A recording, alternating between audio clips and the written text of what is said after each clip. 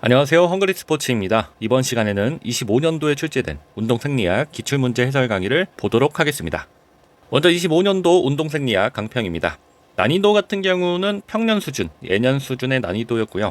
극악의 난이도였던 24년도에 비하면 매우 쉽게 출제되었습니다. 전체적인 문제 출제 경향을 봤을 때 기출문제 중심으로 충실하게 학습을 하면은 60점 이상 획득할 수 있게 출제가 되었고요. 그동안 출제되지 않았던 내용들 중에 출제 예상 문제에서 다뤄드린 근섬유의 미세 구조, 이 문제가 정확하게 출제가 되었습니다. 그래서 한 문제는 아예 맞추고 갔다. 자, 그럼 저와 함께 25년도 문제들을 살펴볼 건데, 운동생리학 강의도 마찬가지로 기출문제 해설 강의에서 자세한 내용을 설명드리진 않습니다. 여기에서는 중요한 포인트 위주로 문제를 살펴볼 거고요. 어찌되었든 중요한 것은 전체적인 이론 강의를 한번 들어주셔야 됩니다. 특히 생리학 같은 경우는 각각의 단원이 나눠져 있긴 하지만 큰 틀을 써봤을 때는 우리의 몸, 다시 말하면 운동 상황에서 일어나는 우리 몸의 변화를 이야기하고 있기 때문에 전체적인 내용을 한번 보셔야 됩니다. 그래서 아직 이론 강의를 보지 않으신 분들은 강의를 보고 오시면 좋을 것 같고요. 기출문제 설명에서도 한 번 정도 강의를 보셨다라고 하는 기준에서 설명을 드리도록 하겠습니다. 자, 1번부터 보겠습니다. 자, 1번 문제 보겠습니다. 400m 트랙을 약 60초로 전력 질주 시에 가장 많이 기여하는 에너지 공급 시스템에서 한 분자의 글루코스를 분해한대요. 이것을 분해했을 때 얻을 수 있는 ATP 수는 이렇게 물어봤습니다. 자, 비교적 간단한 문제긴 했는데 그렇다고 쉽게 풀리진 않았습니다. 자, 여기서 물어보고 있는 조건들은 특정한 운동을 하고 있어요. 무슨 운동을 하고 있죠? 400m를 60초 이내에 전력 질주를 하는 운동이래요. 그럼 여기서 운동을 하려면 에너지가 필요하겠죠. 에너지를 얻는 과정을 우리가 에너지 대사라고 했고요. 강의에서 세 가지가 있다라고 했습니다. 단시간에 간단히 뽑아낼 수 있는 PCR 시스템, 인산기와 크레아틴을 이용하는 과정이 하나가 있고요. 나머지 두 개가 산소를 이용하지 않는 무산소성 과정이 있고 산소를 이용하는 유산소가 있다라고 했습니다. 무산소는 근육 내에 있는 포도당을 이용하기 때문에 해당 과정, 당을 분해하는 과정이라고 해서 무산소 해당 과정이라고 했고요. 유산소 시스템은 산소를 통해서 완전 분해할 수 있는데 포도당 플러스 지방, 단백질도 분해를 할 수 있다라고 말했습니다. 자, 그리고 문제로는 한 분자의 글루코스 분해로 얻을 수 있는 ATP 수는 나왔죠. 그러면 글루코스라고 하는 것은 포도당을 말합니다. 포도당을 말하는데 우리 에너지 시스템에서 포도당을 쓰는 것은 딱 두 개밖에 없습니다. 바로 옆에 나오는 무산소성 해당 과정과 유산소 대사에서 포도당을 이용하는 과정. 자, 이것을 물어보는데 에너지를 쓰는 이 운동이 쉬운지 안 쉬운지를 알려주지 않았어요. 보통의 문제에서는 저강도다, 중강도다, 고강도다라고 이야기를 해주고 보통은 고강도로 갈수록 무산소를 쓰고요. 저강도로 갈수록 유산소를 씁니다. 딱 하나만 쓰는 건 아닌데 주로 이렇게 쓰는데 지금 이 운동이 얼마나 힘든지를 안 알려줬다. 그래서 어려울 수가 있는데 자, 400m 트랙을 60초 이내로 뛰는 것은 진짜 어려운 운동입니다.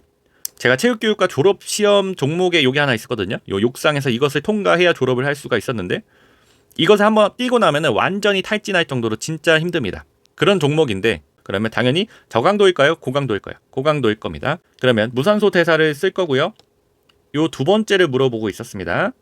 자, 이 두 번째 같은 경우는 하나의 포도당이 있고 이 포도당을 분해를 하는데 가장 중요한 건 에너지 투자 단계와 생성 단계가 있습니다.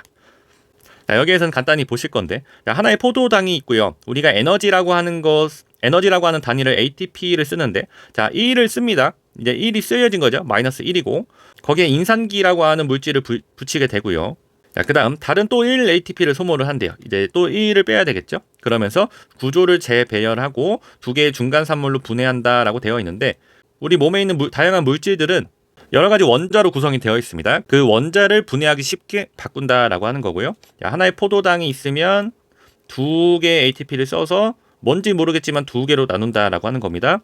자, 그러면서 각각 이렇게 분해를 하게 되는데 여기에서 각자 2ATP씩 두 개의 에너지씩 얻게 되고요. 자, 그러면서 총 4를 얻게 되죠. 4ATP를 얻는데 그러면 총 생성된 ATP는 어떻게 될까요? 4에서 2를 빼야 되니까 2ATP가 됩니다. 그래서 정답은 1번 2ATP였고요. 어떤 분들은 이 과정에서 총 얻은 ATP는 4이기 때문에 4 아니냐라고 물어볼 수가 있는데 우리가 공부를 할 때는 이렇게 하지만 전반적으로 물어볼 때는 하나의 과정을 통해서 얻은 전체 ATP를 말하게 됩니다. 그래서 이 ATP가 맞고요. 만약 교수님이 진짜 헷갈리게 된다라고 했으면 여기 3번하고 4번을 32ATP 이렇게 냈을 수도 있습니다. 그럼 왜 헷갈리냐면 유산소 대사에서 포도당을 분해하면 총 얻는 게 32ATP거든요. 그러면 굉장히 어려웠겠죠. 근데 그렇게까지는 내진 않았고 이 ATP는 고를 수 있었다. 자, 이 정도 보시고요. 2번으로 가겠습니다. 자, 2번 중고강도 운동 시에 보통 이렇게 주어지죠. 어떤 강도의 운동 시에 필요한 ATP 합성에 사용되지 않는 기질은 나옵니다. 자, 일단 알아야 되는 거는 우리가 특정한 운동을 했을 때 방금 봤던 이 세 가지 대사 시스템 있죠. ATP, PCR 시스템, 그리고 무산소 시스템, 유산소 시스템 있다라고 했습니다. 그럼 이 세 가지 중에 하나만 쓰는 경우는 없습니다. 어찌됐든 모든 과정이 같이 쓰이는데 그 비중이 다르다. 자, 그게 어디 나와 있냐면 바로 아래 에너지 연속체 이렇게 보시면 됩니다. 자, 에너지 시스템은 어느 하나의 대사 과정에 의존하는 것이 아니라 신체 활동의 특성에 따라 여러 시스템이 서로 상호작용하면서 운동 수행이 일어난다. 자, 강도가 높아질수록 인원질 과정이 PCR입니다. 이것을 먼저 쓰여지고요. 이게 저장량의 한계가 좀 있습니다. 10초 내에 거의 끝나기 때문에 바로 무산소로 넘어가게 되고 여기서 부족한 것은 어쩔 수 없이 유산소 과정으로 얻게 되는데 유산소 과정도 빠른 게 있고 느린 게 있습니다. 탄수화물, 포도당을 분해하는 게 더 빠르고요. 지방이 더 느립니다. 운동 강도가 높으면 많은 에너지를 빨리 얻어야 되기 때문에 이렇게 쓰이고 자, 운동 지속 시간이 길어질수록 반대로 쓰입니다. 이거는 어떻게 말하면 강도가 낮다라고 볼 수도 있어요. 왜냐하면 운동 강도가 높으면 오래오래 지속을 하기가 힘들겠죠. 운동 지속 시간이 길다라고 하는 말은 낮은 강도의 운동이라고 보면 되기 때문에 반대로 간다고 보시면 됩니다. 자, 1시간 이상 운동을 지금 하고 있습니다. 그러면 지금 이 사람은 유산소 과정에서 지방을 가장 많이 쓰고 있을 겁니다. 자, 지방은 많은 에너지를 한 번에 배출할 수 있기 때문에 이것을 먼저 쓰이고요. 그 다음에 탄수화물, 그 다음에 부족한 거는 무산소, 그 다음에 이렇게 쓰여지게 됩니다. 자, 그래서 아래 내용도 한번 보고 가시면 좋을 것 같아요. 자, 특정한 종목이 있을 때 어느 에너지 시스템을 주로 쓰는가라고 한다면 투포한 100m 달리기, 높이뛰기 같이 한 동작이나 짧게 끝나는 것들은 인원질 과정을 주로 쓰고요. 자, 앞에서 봤던 400m 달리기 이런 것들은 초반에는 인원질 과정, 그 다음에는 거의 젖산 과정, 무산소 대사를 통해서 사용을 한다. 자, 그 다음에 시간이 올라가면서 점점 이제 유산소 과정이 많이 관여를 하는 거고요. 다시 문제로 가서 중고강도 운동 시에는 주로 인원질 과정, PCR과 그리고 무산소 대사를 주로 쓸 겁니다. 자, 보기 봅시다. 1번 혈중 알부민. 요게 정답이었습니다. 요거 같은 경우는 오답을 위해서 가져온 것 같은데 알부민 같은 경우는 세포를 구성하는 기본 물질, 단백질이고요. 우리 생리학을 쭉 보시면 이렇게 니은으로 끝나는 게 있고 리을로 끝나는 게 있습니다. 방금 봤던 알부민 또는 뭐 아시는 게 아미노산, 뭐 알라닌 이렇게 니은으로 끝나는 경우는 주로 단백질인 경우가 많고요. 뭐 글리세롤, 콜레스테롤 이렇게 리을로 끝나는 경우는 주로 지방인 경우가 많습니다. 뭐 100%는 아니지만 이렇게 접근을 하시면 될 것 같고요. 자, 2번에 혈중 포도당, 3번에 근육 내 글리코겐은 이제 당을 사용을 하는 대사 과정입니다. 아무래도 가장 많이 쓰이는 거는 근육 내의 당, 글리코겐을 가장 많이 쓸 텐데 이것만으로 안 될 때는 무엇을 쓰냐? 혈중 포도당과 근육 중성 지방 이런 것들을 분해해서 사용을 하게 됩니다.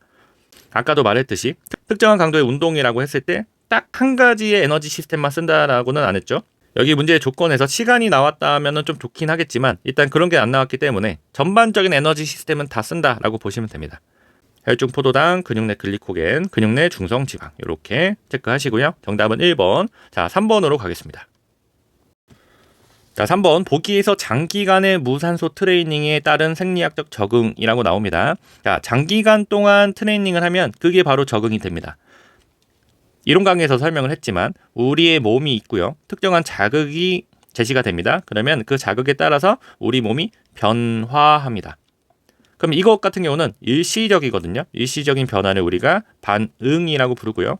이러한 자극과 반응이 계속해서 반복되면 우리 몸은 그것에 맞춰서 반영구적으로 변화합니다. 반영구적으로 변화를 하는데 이러한 변화가 적응이라고 부른다. 자, 이렇게 우리의 몸을 적응시켜 나가는 과정을 트레이닝이라고 부르고요. 우리말로 훈련이라고 한다. 자, 그러면 문제에서 무산소 트레이닝을 했을 때의 그 적응을 물어봐요. 운동 생리학에서는 이게 거의 100% 출제가 됩니다. 일단 무산소 운동과 유산소 운동의 차이를 알아야 되고요.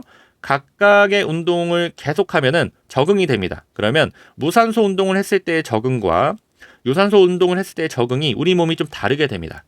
쉽게 생각해보면 무산소 운동에 유리하게 적응이 될 거고요. 유산소 운동을 계속하면 유산소 운동에 유리하게 적용이 될 겁니다. 그게 아래 나와 있는 요 내용입니다. 요거는 필수적으로 알아야 되고요. 자, 가까이 가서 한번 문제 보겠습니다. 자, 문제에서는 무산소 트레이닝에 대한 적용을 물어봐요. 그러면 아래 보기를 보지 않아도 결국 나와 있는 보기가 유산소에 관련된 거일 수도 있고요. 무산소일 수도 있습니다. 그럼 이것만 구분을 하면 되겠죠. 자, 기억 보겠습니다. 산화 능력 증가. 이것은 유산소에 가까울까요? 무산소에 가까울까요? 산화 능력이라고 하는 것 자체가 유산소 능력을 말합니다. 그래서 이것은 유산소에 가깝고요. 자, 근육의 수축 속도가 증가한대요. 유산소 운동 같은 경우는 오래 달리기가 기본적인 거고요. 무산소 운동은 우리 웨이트 트레이닝이 기본적입니다. 그러면 자, 이 둘 중에 니은 같은 경우는 뭐에 더 가까울까요? 웨이트 트레이닝이 좀 더 가깝겠죠. 계속해서 근육의 반복을 강조하기 때문에 이것은 무산소에 가까울 것이다. 자, 이렇게만 봐도 지금 기억은 틀렸고 니은은 맞았죠. 정답은 2번이었는데 계속해서 보겠습니다. 자, 디귿 미토콘드리아의 밀도가 증가한대요. 자, 유산소 능력을 증가시키려면 산소를 이제 사용하는 능력이 좋아져야 됩니다. 그러면 산소를 우리 몸에 많이 뿌려줘야 되고 각각의 세포, 근육 내에서는 이 산소를 잘 이용할 수 있어야 되겠죠. 산소를 많이 공급하고 이용할 수 있는 능력이 좋아져야 됩니다. 자, 미토콘드리아의 밀도가 증가한다면 이것 같은 경우는 유산소와 관련이 있습니다. 왜 그러냐면 이 유산소 대사가 이 미토콘드리아 내에서 일어나기 때문에 그렇습니다. 다시 말하면 무산소 대사는 세포 내에서 이루어질 수가 있는데 유산소 대사는 세포 내에 있는 미토콘드리아에 가서 꼭 이루어지거든요. 그래서 디귿은 유산소 대사가 맞고요. 자, 리을 보겠습니다. PCR, 크레아틴 임산 또는 PFK, 효소의 양 및 활성도가 증가한다 라고 나오는데 자, 이거는 나중에 공부를 하시겠지만 이것은 무산소 대사와 관련이 있습니다. PCR 같은 경우는 어떠한 과정? 앞에서 봤던 인원질 과정과 관련이 있고요. PFK, 포스포프락토키나제 같은 경우는 무산소 대사 중에 이제 젖산 과정과 관련이 있습니다. 자, 이러한 시스템은 무산소에서 쓰게 되죠. 그렇기 때문에 리을은 맞고요. 정답은 2번이었다. 다시 아래로 가보면 자, 이 내용을 잘 알고 계셔야 됩니다. 교재에 나와 있고요. 유산소 트레이닝을 하면 어떻게 몸이 바뀐대요? 모세혈관의 밀도가 촘촘해집니다. 그럼 그만큼 산소가 곳곳에 들어갈 수가 있을 거고 미토콘드리아의 밀도가 증가한대요. 수가 많아지면 밀도가 증가하는 거죠. 그러면 유산소 대사를 할 수 있는 공장이 많아지는 겁니다. 그러면 여기다가 산소와 에너지원을 주겠죠. 그러면 공장에서 막 돌릴 겁니다. 당연히 유산소 능력이 증가할 거고 자, 이렇게 되면서 뭐를 할 수가 있어요? 무산소 대사의 마지막 산물인 젖산에 대해서 계속해서 재활용할 수 있는 완충 능력이 증가하고요. 산화 능력 향상에 따른 퍼포먼스 증가. 당연한 내용입니다. 자, 두 번째. 자, 중요한 내용인데 최대 산소 섭취량, 최대 동정맥 산소차, 최대 심박 출량이 증가한다라고 나옵니다. 자, 요 내용 같은 경우는 강의에서 들어주시면 되는데 결국 산소를 많이 받아들이고 혈액 내에서 산소를 많이 뽑아서 우리 조직으로 많이 넣을 수 있게 된다라는 내용이 되겠습니다. 심장의 혈류 증가와 조직의 산소 추출 능력의 향상이 이루어진다. 자, 근육의 크기와 형태가 변화를 합니다. 자, 내가 근육을 가지고 있어요. 그럼 이 근육도 한번 만들어지면 변하지 않는 게 아니라 트레이닝을 하면은 두 가지의 모습으로 바뀝니다. 좀 더 유산소적으로 바뀔 수도 있고 조금 더 무산소적으로 바뀔 수가 있습니다. 자, 그때 유산소적으로 바뀌는 근육을 지근이라고 하고요. 무산소 대사에 유리하게 바뀌는 근육을 속근이라고 합니다. 근데 우리의 몸은 원래 지근과 속근으로 구분이 되어 있습니다. 가장 대표적으로 우리 팔다리, 큰 근육들 있죠. 이러한 근육들은 이제 속근에 해당하고 뭐 손가락, 눈꺼풀 이런 것처럼 좀 작은 형태면서 오래오래 써야 되는 근육들 이런 것들은 지근에 해당을 합니다. 근데 이러한 것들도 좀 더 변화한다라고 하는 거죠. 유산소적으로 변화할 수도 있고 무산소적으로 변화할 수도 있고 자, 그때 유산소 같은 경우는 지근 섬유의 발달이 일어나고요. 완전히 속근도 조금 더 지근화될 수도 있습니다. 그게 FT 베타와 FT 알파의 변화라고 나오는데 이 명칭 같은 경우는 속근을 말하고 있고요. 이렇게도 표현을 하지만 FTX로도 나오게 됩니다. 자, 이때 FT는 뭐냐면 패스트 타입, 빠른 근육이라고 하는 거예요. 근데 이게 조금 더 지근화된다라고 하면서 FT 알파로 변하게 된다. 자, 다시 말하면 속근 섬유의 지근 섬유화 이렇게 보시면 됩니다. 자, 무산소 트레이닝 보겠습니다. 자, 일단 근육 세포의 크기와 수가 증가한대요. 우리가 무산소 운동, 웨이트 트레이닝 이런 거 하면은 근육이 발달을 하죠. 그러면 근육이 발달을 하려면 당연히 근육의 크기와 수가 증가를 해야 됩니다. 그 말인 거고요. 당연히 근육의 크기가 커지면 그 안에 담겨져 있는 내용물이 많아지겠죠. 세포질 내의 PCR 수가 증가한다. 자, 원인을 읽어보시면 될 것 같고요. 자, 에너지 시스템 관련 효소 활성도 및 저장량이 증가한다. 자, 효소라고 하는 것은 뭐냐면 우리 몸에 물질이 있으면 이 물질도 계속해서 분해되거나 또는 합성하거나 할 겁니다. 그럼 이것을 혼자서 할 수 있는 게 아니라 이것에 도움을 주는 효소가 필요하거든요. 이 효소가 물질에 붙어야 분해도 되고 합성도 되면서 각각의 기능을 수행을 하는데 당연히 무산소에 관련된 효소의 활성도, 기능이 증가할 거고 저장량도 증가를 할 겁니다. 자, 그때 인원질 과정 같은 경우는 관련한 효소가 CK라고 하는 크레아틴 키나제라고 하는 게 있고요. 해당 과정은 우리 앞에서 봤죠? 포스포프락토키나제 요 두 가지인데 요거는 알고 계셔야 됩니다. 이론 강의에서 잘 보시면 될 것 같고요. 자, 이것도 마찬가지 근육의 크기가 변화하겠죠. 반대로 가겠죠. 지금 섬유화됐던 속근이 완전히 속근화되는 변화가 일어난다. 자, 요거는 진짜 잘 알고 계셔야 됩니다. 매년 기본적으로 한 문제는 나오고요. 한 문제보다 더 많이 나올 수도 있습니다. 올해 같은 경우도 무산소 하나, 유산소 하나 이렇게 출제가 됐는데 딱 이 내용만 보지 않더라도 이것과 관련된 내용은 무궁무진하게 이용이 되거든요. 이 운동생리학을 꿰뚫는 아주 핵심적인 내용이기 때문에 잘 보고 가셔야 됩니다. 자, 3번 문제 정답은 2번이었고요. 4번으로 가겠습니다. 자, 4번 문제 보기에서 설명하는 에너지 대사 과정은 나옵니다. 이것은 조금 거저주는 문제였죠. 자, 무산소성 에너지 시스템이다. 그리고 에너지 투자와 생산 단계로 구성이 되고 최종 산물로 피루부산염, 젖산염을 생성한다라고 나옵니다. 원래 이제 답은 무산소성 해당 과정 또는 젖산 시스템 이렇게 나와야 되는데 이렇게 나와버리면 보기에 정답이 있죠. 그러다 보니까 조금 보기 문장 구성을 다시 하신 것 같아요. 자, 1번 지방분해 아닐 거고요. 2번 해당 과정이 맞습니다. 3번 동화작용은 에너지 대사 시스템은 아니고요. 산화적 인산화 과정은 우리가 앞에서 봤던 요게 유산소 과정입니다. 근데 요거는 아니니까 정답은 2번이었고요. 만약 운동생리학을 선택하신 분이면 4번 문제 같은 경우는 그냥 맞추셔야 되겠죠. 이거는 깔아주는 문제다 보시면 됩니다. 자, 5번으로 바로 가겠습니다. 자, 5번 보기에서 설명하는 감각수용기는 나옵니다. 자, 우리 몸 같은 경우는 신체 내부 그리고 외부에서 들어오는 정보들이 있습니다. 이 정보를 뇌로 보내는 그 기관들이 있는데 이런 기관을 수용기라고 합니다. 수용기. 자, 그래서 감각을 수용한다라고 해서 감각수용인데 가장 기본적인 거 뭐가 있을까요? 뭐 눈, 코, 입, 피부 등이 있겠죠. 자, 이런 것들을 감각수용기라고 하고 주로 외부에서 들어오는 정보를 받아들이죠. 자, 근데 우리 몸 같은 경우는 신체 내부에 있는 정보도 뇌로 줄 수가 있습니다. 자, 이런 것들을 생리학에서는 고유수용기라고 하고요. 뭐 여러 가지가 있지만 우리 몸에서 운동생리학과 관련해서는 크게 두 가지가 중요합니다. 근방추, 골직원 기관이고요. 자, 자세한 내용은 강의에서 보시고 기능을 간단히 보시면 근방추는요. 뭐 근육이 있다라고 해봅시다. 여기 뭐 허벅지 근육이라고 해봅시다. 그러면 근방추는 근육 내 가운데 있습니다. 허벅지에서 가장 중요한 근육 이렇게 여기가 뭐예요? 대퇴사두근이죠. 대퇴사두근이면 이 근육 안에 한 가닥이 있으면 이 근육이 붙어서 빙글빙글 이렇게 돌아가 있습니다. 여기 그림 보이시죠? 이렇게 되어 있는데 자, 이 근육이 늘어날 수도 있고 이 근육 한 가닥이 줄어들 수도 있습니다. 그러면 이것을 느끼는 게 이 근방추의 역할입니다. 그러면 언제 가장 큰 역할을 하냐? 갑자기 늘어날 때 근육의 길이가 갑자기 늘어나면 야 이거 끊어지는 거 아니야? 라는 정보를 중추신경으로 보내게 되는데 척수에서는 반사적으로 다음 행동을 유발을 합니다. 반사적인 활동을 촉발을 하는데 그 주변에 있는 근육들한테 야 너 늘어나니까 안 돼 라고 하면서 수축을 하라고 하는 자극을 주게 되고요. 그러면서 근육이 순간적으로 다시 줄어들게 된다. 야, 그래서 가장 대표적인 게 뭐예요? 무릎 슬개건 반사인데 자, 무릎 뼈가 있고 요 아래쪽에 슬개건이 있습니다. 이제 근육의 끝을 건이라고 부르는데 대퇴사두근 같은 경우는 이렇게 무릎 관절을 지나서 아래쪽에 붙어 있거든요. 이 정도에 붙어 있고 고무망치로 이 부분을 딱 때리는 거죠. 때리면 어떻게 돼요?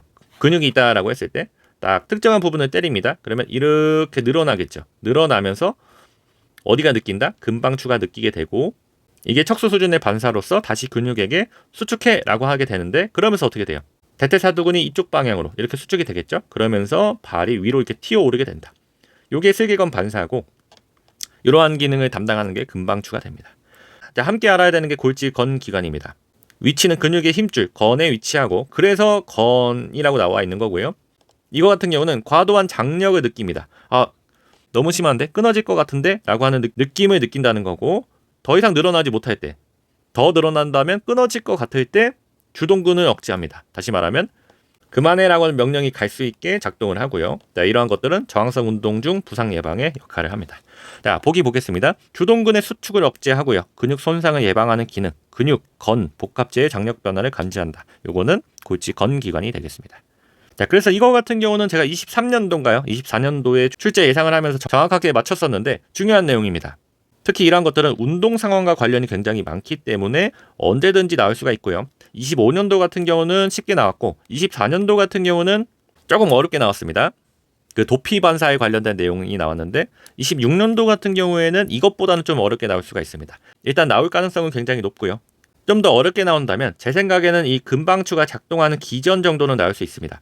여기 근방추를 기준으로 근방추 안에 있는 근육을 추내근이라고 하고 바깥에 있는 거를 추외근이라고 하는데 이렇게 작동하는 기전 정도는 한 번 정도 어렵게 나올 수가 있다. 그래서 요것 같은 경우는 아마 생리학에서 심화 강의로 나갈 것 같습니다. 그 정도 보고 가시면 될 것 같습니다. 자, 6번으로 가겠습니다. 자, 보기에서 장기간 유산소 트레이닝에 의한 생리적 적응 형상으로 옳은 것만을 모두 고른 것은 친절하게도 아까 나왔던 문제의 정반대죠. 아까는 무산소를 물어봤고요. 지금은 유산소를 물어보고 있습니다. 자, 가까이 가서 보겠습니다. 자, 기억, 좌심실의 용적이 증가한다 라고 나옵니다. 우리 유산소 트레이닝을 하면 생기는 여러 가지 변화 중에 심장의 형태적인 그리고 기능적인 변화들이 일어납니다. 자, 심장이 커지고요. 그리고 심장의 수축력이 굉장히 증가합니다. 기억 같은 경우는 이렇게 심장이 커지는 것을 말하고 있거든요. 심장을 크게 네 군데로 나눌 수가 있고 지금 보이는 오른쪽 아래 여기를 이제 좌심실이라고 부르는데 여기서 이제 혈액이 대동맥으로 뿜어져 나갑니다. 다시 말하면 혈액이 나갈 때 심장에서 혈액이 나갈 때 마지막 부분이거든요. 여기에 용적이 커지면 커질수록 당연히 혈액으로 많이 뿜어져 나갈 수가 있겠죠. 한 번에 수축을 할 때 그러면 혈액에는 산소가 포함이 됩니다. 그럼 다량의 산소가 나간다라고 볼 수도 있겠죠. 산소 공급 요인에 해당합니다. 자, 이것은 유산소일 거고요. 자, 니은. 자, 마이오글로빈 함유량 증가한다라고 나오는데 자, 요 마이오글로빈 또 니은으로 끝나죠. 요거는 뭐냐면 자, 우리 혈액 우리 몸에 들어온 산소가 혼자서 막 돌아다니고 조직까지 못 갑니다. 이 산소는 누군가가 데려다 줘야 되는데 일단 혈액에서는 이 산소가 헤모글로빈이라고 하는 친구가 데려다닙니다. 야, 너 내 손 잡아 같이 가자 라고 하고요.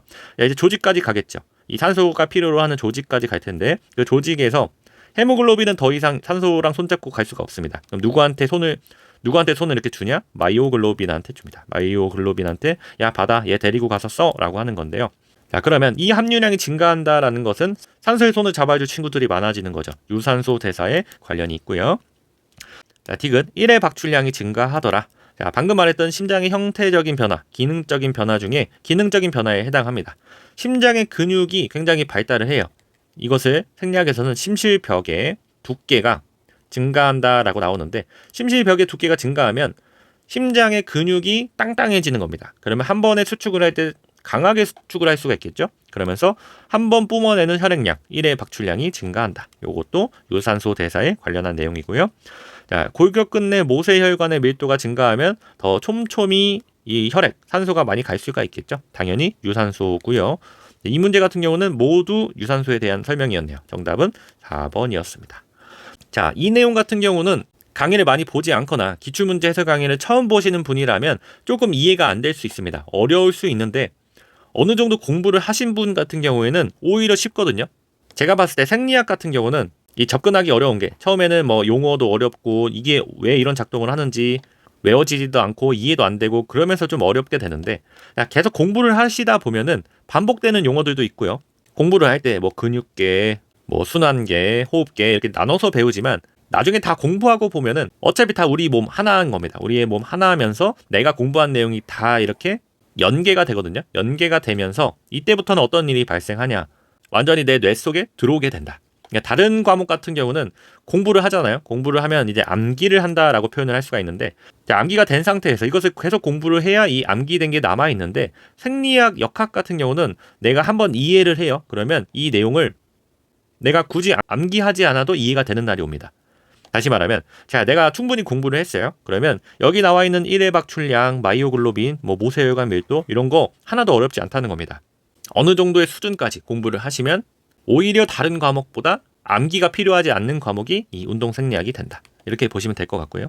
그러니까 처음엔 좀 어렵더라도 조금 참으시고 계속 공부하시다 보면은 이해가 되는 날이 올 것이다. 이렇게 말씀드리고 싶습니다. 자, 정답은 4번이었고요. 다음 7번으로 가겠습니다. 자, 7번 보기의 골격근 수축 과정에서 여기 골격근 수축 과정이 나오죠. 자, 우리의 근육은요. 수축을 하면서 힘을 생성을 합니다. 자, 강의에서도 설명드리겠지만 자, 근육은 여러 개의 수천 개의 가닥이 모여서 나 근육이다 라고 표현을 합니다. 그러면 이 실가닥 하나하나가 안으로 이렇게 쪼그라들어요. 쪼그라드는 것을 수축이라고 부르는데, 자, 그냥 쉽게 얘기를 해보면 왼쪽을 이렇게 막대에다가 붙여놓고요. 오른쪽에다가 물체를 놓는다라고 해봅시다. 그러면 이렇게 쪼그라들면 전체적으로 근육이 이쪽 방향으로 당겨지겠죠. 그러면서 이 물체가 이쪽으로 이동을 하게 될 텐데 이렇게 근육은 힘을 내게 됩니다. 그러면 이러한 과정을 가까이 가서 보자라고 하는 거예요.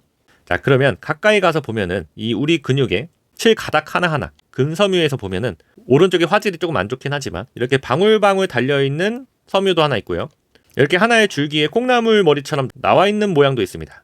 그러면 이게 어떤 식으로 작동을 하냐면 하나의 콩나물 머리가 여기에 나와 있는 구슬 접합부가 있거든요. 여기랑 딱 만나게 되고 이 콩나물 머리에서 에너지를 씁니다. 에너지를 써서 자기 쪽으로 이렇게 당기게 돼요. 그러면 여기 여러 개의 구슬이 달려있는 가닥, 이 근섬유가 이쪽으로 이렇게 당겨지겠죠. 그럼 반대쪽도 마찬가지. 이렇게 구슬 가닥이 있으면 이쪽도 당겨질 겁니다. 그러면 두 개의 근섬유가 서로 만난 상태에서 자기 쪽으로 당기면서 가까워지는데 이 과정이 문제로 나옵니다. 보통 1년에 한 문제 정도 출제가 되는데 이 내용 같은 경우는 어려울 수는 있지만 문제로 자주 나오기 때문에 잘 알고 가셔야 되고요. 관련해서 강의에서 이 과정을 자세하게 설명하는 유튜브 영상이 하나 있습니다. 그거 봐주시면 확실히 이해되실 겁니다. 자, 여기서는 일단 문제 풀어보겠습니다. 자, 활동 전이가 가로 세관으로 이동해서 여기에서 니은을 방출을 한대요. 기역에서 니은을 방출을 하는데 기역 같은 경우는 원형질막 그리고 근형질 세 망으로 나눠져 있습니다. 자, 근데 원형질막 같은 경우는 단순하게 근섬유를 감싸고 있는 막인 거고요. 이 이소축 과정엔 크게 기능적으로 작용을 하는 것은 없고 근형질 세망이 주로 작용을 합니다. 근육 실 가닥이 있으면 활동 전이가 어디로 간대요? 가로 세관으로 간다 하는데 이 근섬유 사이사이로 이렇게 가로로 막 되어 있습니다. 이건 뭐냐면 근육 수축해라고 하는 전기적인 자극을 주는 그 통로인데요. 이게 가로 세관인 거고 어디에 영향을 준다? 근형질 세망에 주는데 근형질이라고 하는 거는 하나의 근육 세포 안에 있는 부분을 말하고 지금 여기에서 하나의 근육 세포는 하나의 근섬유 가닥입니다. 그럼 이 안에도 공간이 있어요. 그 공간을 근형질이라고 하는데 근형질을 촘촘히 메꾸고 있는 세망이 있습니다. 세망에다가 자극을 주면 여기서 뭐가 나오냐면 칼슘이 나옵니다. 칼슘. 우리가 그래서 칼슘이 중요한 거예요. 칼슘이 나오면 방금 위에서 봤던 이 두 가닥이 서로 이제 붙을 준비를 하게 됩니다. 자, 그 내용인데 자, 다음 보면 기역에서 방출된 써볼까요? 근형질 세망에서 방출된 뭐가 칼슘이 트로포닌과 결합한다. 트로포닌은 오른쪽에 보면은 위에 구슬로 되어 있는 섬유 있죠? 여기서 이 콩나물 대가리랑 만날 수 있는 부분이 있습니다. 거기를 막고 있는 선이라고 보시면 되는데 얘랑 결합하게 된다는 거예요. 그러면서 야, 너 옆으로 가봐. 얘네 둘이 만나게 하는 겁니다. 그러면서 디귿의 위치를 이동시킨대요. 자, 요게 트로포미오신인데 요것을 이동을 시키면서 두 친구가 이렇게 만나게 된다. 라는 내용이 되겠습니다. 자, 다시 정리하면 활동 전이가 가로 세관으로 이동하면서 근육 곳곳에 있는 근형질 세망에 작용을 하고요. 얘네는 자기들이 가지고 있는 칼슘 이온을 근육 사이사이에다가 방출을 합니다. 그럼 두 개의 섬유가 이제 만날 준비를 하겠죠.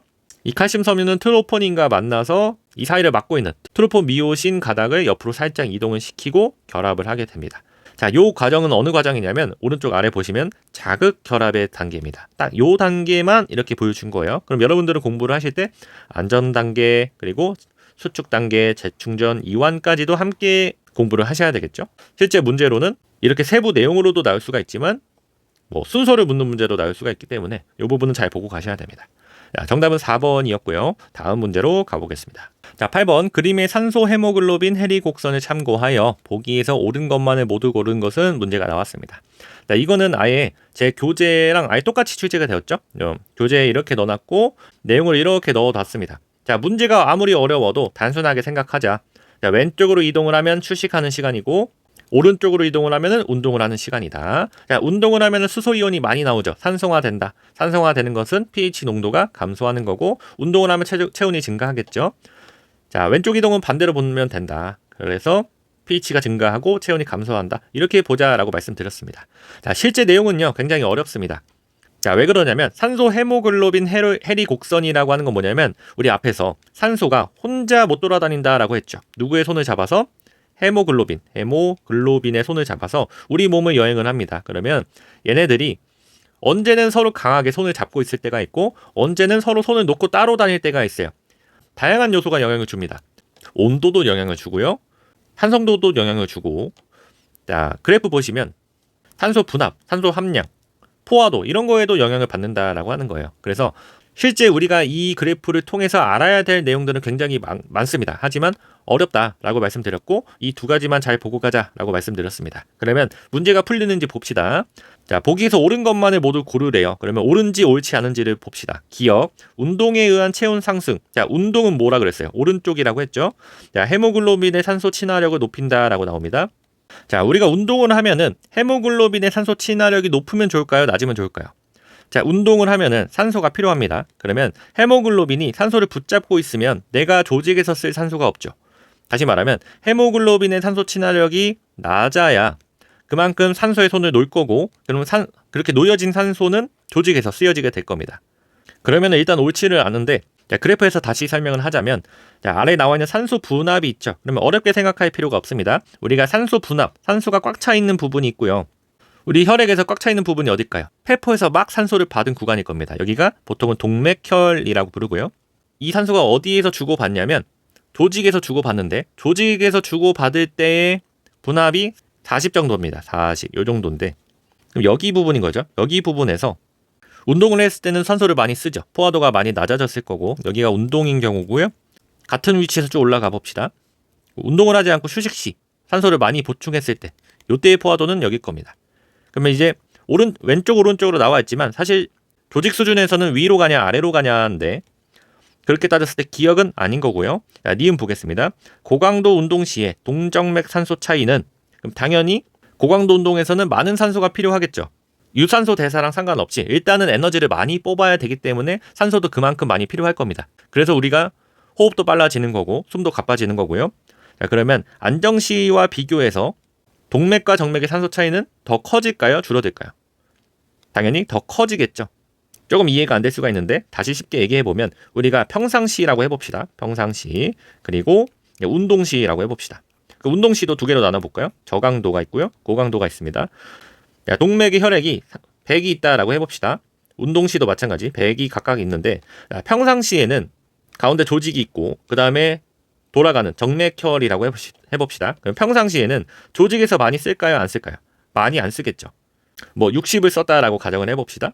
그럼 돌아가는 게 몇 개가 남아요? 40개가 남는데 자, 저강도 같은 경우 어찌됐든 운동을 하죠. 그러면 조금 더 썼다라고 해봅시다. 62라고 해볼까요? 조금 더 쓴 겁니다. 그러면 어느 정도가 남아서 가요? 38이 갑니다. 근데 아주 고강도에서는 더 많은 산소가 필요하다. 나는 65 정도는 써야 돼. 그러면 지금 35만큼 남아서 가겠죠.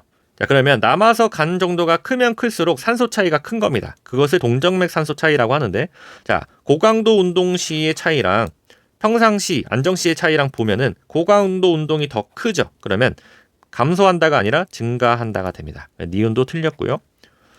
자, 기억 니은 틀렸기 때문에 일단은 4번이 맞는데 디귿도 이어서 보겠습니다. 고강도 운동에 의해서 혈중 젖산 농도가 증가한대요. 여기까지 맞죠? 산소 헤모글로빈 해리 곡선이 오른쪽으로 이동한대요. 우리 강의에서 오른쪽으로 이동하는 게 운동 시라고 했습니다. 그러면은 맞는 설명이죠. 디귿은 맞고요. 자, 리을 보겠습니다. 운동 중 증가한 혈중 이산화탄소는 헤모글로빈의 산소 해리를 높이는데 이를 보호 효과라고 한다. 이런 게 좀 어려웠죠. 여기 새로 나왔던 내용인데 아까 앞에서 산소랑 헤모글로빈이 손을 잡고 손을 떼는데 여러 가지 요소가 영향을 준다라고 했습니다. 그 중에서 혈중 이산화탄소 농도도 영향을 줘요. 그때 이 이산화탄소 농도가 높아지면은 그만큼 더 손을 떼라고 하는데 이러한 효과를 보호 효과라고 한답니다. 자, 이거는 올해 처음 나왔기 때문에 알고 가시면 될 것 같고요. 실제 문제로 풀 때는 기억, 니은, 디귿을 고를 수 있었습니다. 그래서 4번으로 고를 수는 있었다. 자, 이런 문제가 좀 어려운 문제입니다. 완벽하게 이해하고 문제를 풀기에는 조금 어렵지만 강의에서는 항상 원리를 설명을 하되 쉽게 푸는 방법을 말씀드리거든요. 제가 중요하게 체크해드리는 부분, 그런 부분들은 잘 보고 가시면 되겠습니다. 자, 9번으로 가겠습니다.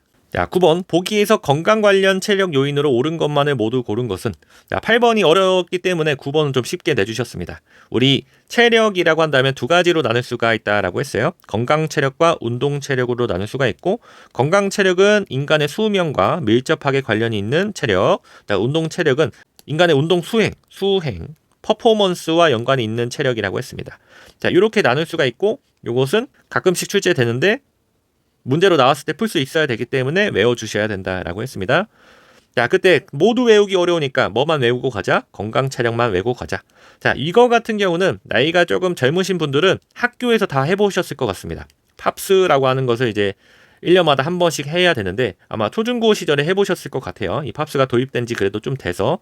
자, 이때 이 팝스의 뜻이 뭐냐면 학생, 건강, 체력, 평가입니다. 그러면 가운데 뭐가 들어가요? 건강 체력이 들어가죠.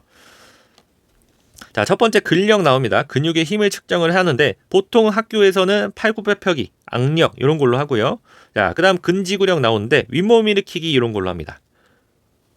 자, 그다음에 심폐지구력 나오고요. 보통은 오래 달리기나 체육관에서 왔다 갔다 하는 셔틀런 주로 하고, 자, 유연성 앉아서 윗몸 앞으로 굽히기. 그다음에 신체 조성 하는데 요거는 쉽게 얘기해 보면 키와 몸무게 재는 거거든요. 요거를 체육 선생님이 할 때도 있고 보통은 누가 하죠? 보통 보건 선생님이 하는데 어찌됐든 체육 선생님이 보긴 합니다. 체육 선생님은 이 팝스 입력을 해야 되기 때문에 이 검사 결과를 입력을 해야 되고요. 보건 선생님은 학생 건강 기록부를 작성을 해야 돼요. 그래서 입력을 해야 되기 때문에 누가 해도 아마 자료는 이렇게 공유할 겁니다. 어찌됐든 이러한 것들이 건강 체력인 거고요. 보기 보겠습니다. 자, 기억 이거는 건강관력 체력이죠. 자, 니은 유연성 우리 했었습니다. 유연성. 3번 근지구력 했었고요. 4번 신체 구성 이런 게 헷갈리겠죠. 근데 신체 구성, 신체 조성 이런 것들은 건강 관련 체력 요인에 해당합니다. 자, 미음 심폐지구력 나오고요. 이것도 해당하고 다 맞는 내용이네요. 정답은 4번이었다. 자, 이렇게 풀면 되는 문제였습니다. 자, 다음 문제로 가겠습니다. 자, 보기에서 동방결절에 관한 특성으로 옳은 것만을 모두 고른 것은. 자, 이것도 그동안 나오진 않았던 내용인데 그래도 강의에서 충분히 설명드렸던 내용입니다. 자, 심장 같은 경우도 우리 심장도 근육이죠. 근육으로 볼 수가 있습니다. 우리 근육 같은 경우는 크게 세 가지로 나눌 수가 있는데 방금 말한 심장근, 그리고 우리 뼈에 붙어 있는 골격근이 있고요. 그 다음에 우리 소화를 담당하는 내장도 일종의 근육으로 볼 수가 있습니다. 그러면 이 근육을 왜 이렇게 세 가지로 나누냐? 각각의 기능이 다른데, 자, 우리가 움직이고 싶다고 움직일 수 있냐로 나눠봅시다. 심장 할 수 있어요? 자, 잠깐 멈춰볼까? 안 되겠죠. 자, 이런 것들을 수위로 표현을 하는데 심장은 불수위, 뜻대로 안 된다. 자, 골격근은 어떻게 돼요? 사람들이 움직일 수가 있죠. 이것은 수위고요. 내장근은 불수입니다. 우리가 소화하지 마, 불가능하겠죠. 자, 그때 우리가 앞에서 근육은 줄어들었다가 늘었다가 한다라고 했죠. 수축의 여부인데 이렇게 수축을 할 수가 있는 것은 근육이 이렇게 서로 엇갈려 있기 때문에 서로 수축을 할 수가 있습니다. 자, 이것을 처음 발견한 사람이 현미경으로 발견을 했겠죠. 그때 이렇게 가로로 되어 있네 라고 하면서 가로 무늬가 있으면 수축이 되는구나를 알게 됩니다. 자, 그래서 이 가로 무늬의 존재 유무에 따라서 심장은 가로 무늬가 있고요. 골격근도 수축하죠. 가로 무늬가 있고, 자, 내장근 같은 경우가 가로 무늬가 없습니다. 자, 이것은 무늬가 아예 없는 민무늬근인데 그러면 내장근은 수축하지 않냐? 수축하지 않습니다. 근데 왜 근육이냐? 라고 한다면 그 성질이 근육이라고 하는 거고요. 이거 같은 경우는 평활근이라고 해서 옆으로 이렇게 조금씩 밀어내는 형태, 이렇게는 움직일 수가 있는데 우리 소화를 시킬 때 이렇게 한다라고 하는 겁니다. 가로무늬처럼 특정한 딱 그 근절을 기준으로 이렇게 양옆으로 수축을 하는 게 아니라 평활근은 하나의 근육이 그냥 꿀렁꿀렁 움직이는 것처럼 이동을 한다. 자, 그때 심장은 불수의근이라고 말씀드렸습니다. 내가 컨트롤이 안 된다라고 하는 건데 그럼 심장은 누가 컨트롤을 하냐? 자, 심장은요 자기 스스로 컨트롤을 합니다. 자, 이것을 어떻게 표현을 하냐면 그 원인이 안에 있다라고 해서 내인성 박동을 한다라고 표현을 합니다.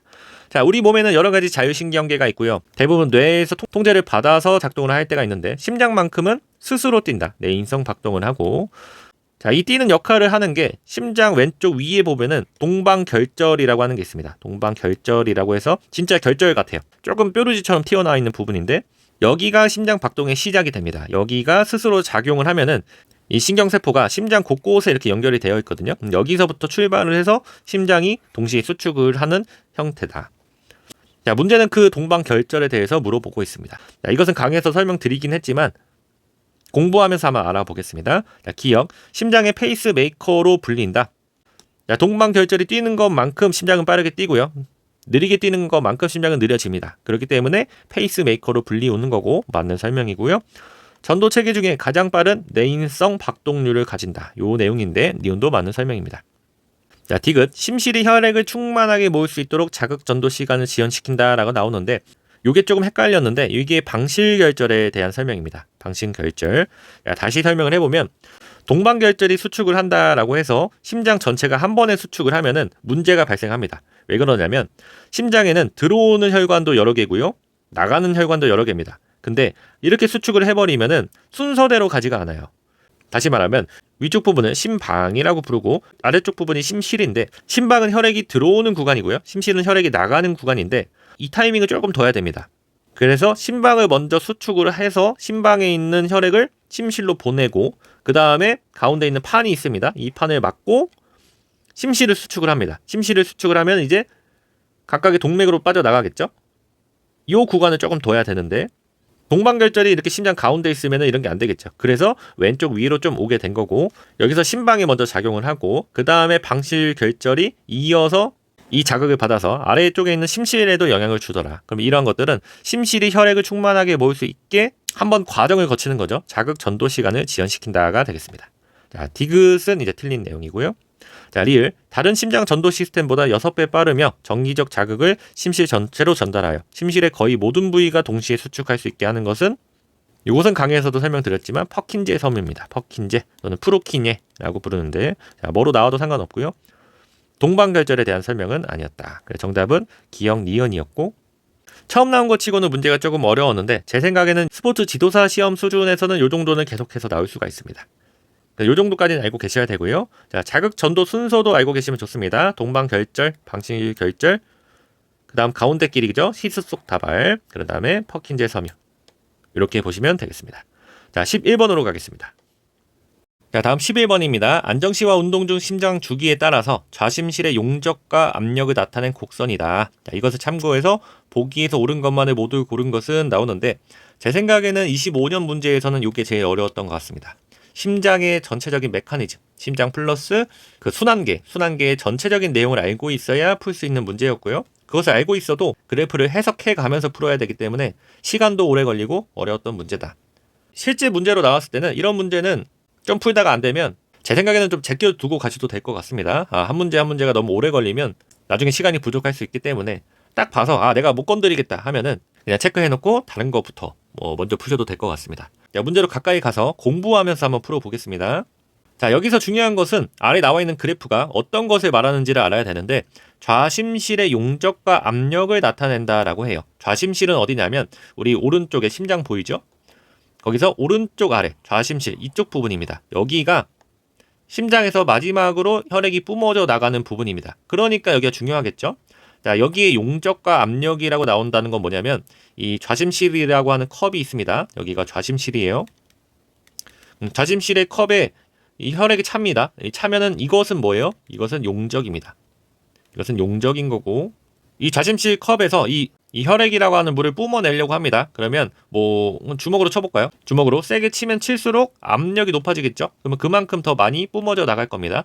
다시 말하면 압력이 높으면 더 많이 뿜어져 나갈 겁니다. 자, 여기까지. 그리고 플러스 하나 더 미리 알고 가면 좋은 거는 자, 내가 주먹으로 많이 세게 치면 칠수록 압력은 세죠? 그럼 이렇게 치고 난 다음에 용적을 봅시다. 내가 세게 치면 물이 많이 남아있을까요? 적게 남아있을까요? 물이 적게 남아있겠죠. 자, 압력이 컸으면 그만큼 더 많이 혈액을 내뿜었을 거고 남아있는 용적은 적을 겁니다. 이렇게 보고 그래프 먼저 해석을 해봅시다. 자, 아래는 좌심실 용적이고요. 왼쪽은 좌심실 압력입니다. 자, 그러면 시작을 어디로 잡을지는 모르겠지만 일단 가장 적은 부분, 가상의 지점 여기라고 했을 때 자, 여기서 좌심실의 용적이 커지죠. 오른쪽으로 가면 좌심실의 용적이 커지죠. 그러면 혈액이 담아져 가는 부분이라고 하는 겁니다. 그럼 방금 우리 앞에서 이 심방하고 심실이 조금 간격을 둬서 뛴다라고 말씀드렸습니다. 그럼 좌심실이 채워진다라고 하는 거는 좌심방이 먼저 수축을 하면서 혈액이 이렇게 가는 구간을 말하겠죠. 자, 그럼 이렇게 해서 혈액이 채워집니다. 자, 그 다음 위로 가봅시다. 위로 가보면은 용적은 그대로인데 뭐가 지금 늘어나요? 압력이 늘어나고 있습니다. 그러면 좌심실을 이제 조금씩 누르기 시작을 하는 거예요. 자, 누르는데 용적은 그대로죠. 이 말인 즉슨 어디가 막혀있다라고 말하는 겁니다. 막혀있기 때문에 눌러도 용적은 그대로. 혈액은 빠져나가진 않지만 압력은 올라가다가 어느 순간 되면은 그 막혀있는 부분이 열리겠죠. 그러면서 안에 있는 혈액이 쭉 빠져나갈 겁니다. 왼쪽으로 가니까 혈액이 줄어들죠. 자, 이쪽 지점까지 왔다라고 해봅시다. 그러고 이제 압력이 내려가요. 그러면 심장을 누르는 힘이 약해지면서 평상시 상태로 이렇게 돌아간다라고 해봅시다. 자, 이런 모습을 설명을 하는 거죠. 그러면 이제 운동 중에는 당연히 혈액이 빨리 돌면서 혈액도 더 많이 찰 거고요. 교감신경의 작용으로 혈액도 더 강하게 분출될 겁니다. 그래서 전체적인 그래프가 이렇게 커지는 건데, 자, 이렇게 보고 아래 보기 보도록 하겠습니다. 자, 기억 AB 구간은 이천판과 대동맥 판막이 모두 닫힌 상태이며 이를 등용적 수축이라고 한다라고 나옵니다. 자, AB가 어딘지 봅시다. 자, AB는 여기서 여기죠. 운동 상황시인데, 자, 보면은 이렇게 위로 올라가는 부분은 용량은 그대로지만 압력은 올라가죠. 그럼 여기가 좌심실이라고 해봅시다. 좌심실 하나의 칸이라고 했고요. 문이 두 개예요. 심방에서 들어오는 쪽, 여기가 이제 이천판인 거고, 그리고 여기서 나가는 쪽, 여기가 대동맥이라고 해봅시다. 그리고 대동맥 판막이 있다라고 해보면, 자, 용적은 그대로인데 압력이 올라가요. 이 두 개의 문이 닫혀 있는 거죠. 이것을 이제 등용적 수축이라고 한다는 겁니다. 누르고는 있는데 용적은 그대로인 것. 다시 그래서 기억으로 가보면 이천판과 대동맥 판막이 모두 닫혀 있고 등용적 수축이라고 한다. 그래서 기억은 맞는 내용인데 실제 문제로 풀 때는 이것을 알고 풀기는 어려웠을 겁니다. 그러면 일단 별표 쳐봅시다. 자, 니은 보겠습니다. 운동 중에 좌심실 수축력 증가는 C 시점에서 좌심실 용적의 증가로 이어진다라고 나옵니다. 자, 다 봅시다. 자, 운동 중에는 당연히 수축력이 증가하죠. 그러면 더 많은 혈액을 더 많이 이렇게 뿜어낼 수 있을 겁니다. 그러면 아까도 얘기했듯이 여기에 좌심실이 있어요. 그리고 수축력이 세진다라고 해봅시다. 수축력이 세지면 이 좌심실을 그만큼 더 많이 짜내겠죠. 그럼 짜내고 난 다음에 여기에 남아있는 혈액량이 있을 겁니다. 혈액량이 많을까요? 적을까요? 혈액량이 더 많이 짜냈으니까 혈액량이 더 적어지겠죠. 그럼 이것은 용적이 지금 큰 거예요? 작은 거예요? 용적도 작아지게 되는 겁니다. 자, 다시 수축력이 크다라고 하는 것은 더 강하게 짜낸다라고 하는 거고, 강하게 짜내고 난 다음에 혈액량은 더 적을 거고, 용적으로 표시하면 용적도 적을 겁니다. 그럼 다시 니은으로 가서 운동 중에 좌심실의 수축력이 증가한대요. 더 세게 짜면은 C 시점에서 여긴 건데, 여기가 어디여도 뭐 상관은 없습니다. 수축력의 증가랑 상관없이 좌심실의 용적은 그 전과 비교했을 때 감소가 되겠죠. 감소로 이어진다. 그래서 니은은 틀린 겁니다. 요거는 풀 수 있었습니다. 요거는 어느 정도 운동 생리학에 대한 지식과 이 그래프를 해석할 수 있는 능력이 있으면 요거는 풀 수 있었고요. 그러면 만일에 자, 기억은 별표라고 해봅시다. 그리고 니은은 틀렸어요. 그럼 니은 틀렸다라고 해보면, 자, 리은은 벌써 맞죠. 그럼 기억이나 디귿 중에 맞는 것을 하나 고르면 됐던 문제인데, 자, 디귿 봅시다. 안정시와 운동 중에 좌심실 박출류는 동일하다라고 나옵니다. 자, 이렇게 률이라고 하는 것은 전체 용량 대비 나간 양을 말하겠죠. 그러면 이것 같은 경우는 정확하게 계산을 하긴 해야 됩니다. 자, 안정시로 가보면, 자, 안정시가 가운데 있는 부분이고요. 가장 많을 때의 좌심실 용적은 100이고 가장 적을 때는 50입니다. 그럼 50만큼 나갔죠. 100 중에 50이 나갔기 때문에 뭐 50%라고 해봅시다. 그리고 운동 중에 봅시다. 총 혈액량이 125가 차 있었고요. 남아있는 혈액량이 뭐예요? 25죠. 그러면 지금 100만큼 나가 있습니다. 100분의 125라고 한다면 정확하게 계산을 해봐야 되겠지만 거의 한 80% 정도까지는 나가는 걸로 보이네요. 그러면 50%랑 80%라고 비교를 했을 때 운동 상황에서는 더 많이 혈액이 차지만 그만큼 더 많이 혈액을 박출한다. 박출률은 높습니다. 언제가 더 높다? 운동 중, 운동 상황이 더 높다. 자, 아래로 내려가서 안정시와 운동 중에는 좌심실 박출률이 동일하대요. 그러면 틀린 내용이죠. 그 디귿을 틀린 걸로 고를 수가 있어야 됩니다. 디귿은 틀렸다라고 했을 때 2번을 골라서 맞춰야 되는 문제고, 자, 이렇게 문제가 아무리 어렵게 나오더라도 빠져나갈 구멍은 있다. 이렇게 모르는 거는 확실히 모른다고 체크해 놓고 사지선다기 때문에 힌트는 있거든요. 그래서 아는 건 내용으로 최대한 풀다 보면은 맞출 수도 있다. 자, 리을 보겠습니다. 자, D에서 A 구간의 증가래요. 지금 그러면 안정시에서 운동시로 간 거죠. 이렇게 볼 수가 있겠죠. 그럼 이것이 내가 트레이닝이 됐어요. 그러면 더 증가했다라고 가정을 해봅시다. 그러면 우리가 지금까지 계산했던 그 과정이 더 커지는 거죠. 그럼 다시 보면 1의 박출량의 증가로 이어질 겁니다. 자, 그래서 리을이 맞는 거고, 리을 자체가 이제 훈련의 의미인 거죠. 트레이닝을 했을 때 1회 박출량이 증가한 거고 그만큼 혈액을 더 많이 보낼 수 있고 산소를 이용할 수가 있기 때문에 심장은 좀 더 편해지는 거고요. 그러면 나는 천천히 뛰어도 되겠네. 심박수의 감소가 일어나게 되는 겁니다. 그래서 트레이닝이 되었을 때 평상시 심박수가 감소가 되는 원인은 1회 박출량의 증가가 가장 중요한 요인이 되겠습니다. 그래서 우리 마라톤 선수들 같은 경우는 분당 심박수가 50 아래로도 갈 때도 있습니다. 보통의 사람들은 70 정도 뛴다라고 하면은 이 마라톤 선수들 같이 완전히 유산소 트레이닝이 된 사람들의 심장을 보면은 엄청 크고 박출량이 엄청 많아요. 그러면 심장이 좀 천천히 떠도 된다는 거죠. 심박수의 감소가 일어나는 게 이러한 원인이 된다. 자, 그래서 11번은 어려운 문제였고요. 실제 문제에서 이것을 만약 정확하게 알고 풀었다 그러면 이런 분들은 사실 운동생리학 과목이 어렵지 않으신 분들입니다. 이 정도까지 알고 풀었다라고 한다면 합격은 크게 걱정되지 않을 정도의 수준인 거고요. 그 수준이 아닌 이상 저처럼 이렇게 하나하나씩 체크해 가면서 풀면은 찍어서라도 맞출 수 있는 정도다. 이렇게 보시면 될 것 같습니다. 자, 좀 어려웠고요. 12번으로 가겠습니다. 자, 12번 보기에서 고지대 환경에서 장기간 노출 시에 나타나는 생리학적 적응이래요. 자, 환경 문제에서는 보통 한 문제 정도 나오고요. 고온, 저온, 이제 높은 지대, 고지대, 그 다음에 수중 환경 이런 식으로 문제가 나옵니다. 자, 그 중에서는 고지 환경이 가장 문제로 출제가 자주 되고요. 아무래도 고지대랑 낮은 평지 같은 경우 우리가 학문적으로는 해수면이라고 하는데 해수면과 비교했을 때 차이는 있습니다. 자, 이렇게 높은 지대가 있고요. 그 다음에 낮은 지대가 있다라고 해봅시다. 그러면 자, 낮은 지대를 우리가 해수면이라고 하고요. 높은 지대를 고지대라고 해봅시다. 자, 여기 있는 사람과 위에 있는 사람의 환경이 다르죠. 특히 무엇이 다르냐면 우리 보통 기압이라고 하는데 해수면으로 갈수록 기압은 높아지고요. 높아지고 고지대로 갈수록 기압은 낮아집니다. 자, 그러면 좀 보기 쉽게 그림으로 표현을 하자면 자, 기압이 높다라고 하는 것은 공기를 누르는 힘이 세지는 거죠. 압력이 세지는데 자, 이렇게 세게 많이 누르니까 여기가 공기가 어떻게 될까요? 공기가 꽉 차 있을 겁니다. 그러면 당연히 산소의 농도도 높겠죠. 반대로 고지대 봅시다. 기압이 낮으니까 공기를 누르는 힘이 적을 거고 공기가 해수면에 비해서 부족할 겁니다. 그러면 당연히 산소의 농도도 부족하겠죠. 그래서 우리 높은 산 등반하는 경우에는 고산병 걸리죠. 고산병 걸리는 게 뭐예요? 이렇게 산소 농도가 낮다 보니까 발생하는 질병인데 그러면 운동 상황으로 따졌을 때 운동 상황에서 당연히 산소는 중요하죠. 산소는 중요한데 고지대는 이 산소가 부족하니까 같은 운동 강도라고 했을 때 오히려 고지대에서 수행하기가 더 어려울 거다. 자, 이 정도를 기본적으로 생각하고 문제를 풀어야 됩니다. 자, 문제에서는 생리학적 적응을 물어보고 있습니다. 자, 헷갈리면 안 되는 게 생리학적인 반응을 물어볼 수도 있고요. 생리학적인 적응을 물어볼 수도 있는데 요거는 잘 구분을 해야 됩니다. 자, 기억, 심박출량의 증가입니다. 자, 심박출량은 뭐냐면 우리 분당 뛰는 분당 심박수랑 이제 한 번 뛸 때 박출되는 양, 1회 박출량이 있는데 이것을 곱했을 때가 심박출량입니다. 심박출량이고요. 자, 이게 고지대에서 오래오래 살면은 올라갈 것인가 내려갈 것인가 라는 거죠. 자, 심박출량 자체는 생리학적인 반응으로 봤을 때는 증가합니다. 증가하는 게 많아요. 뭐가 맞다? 반응에서는. 자, 다시.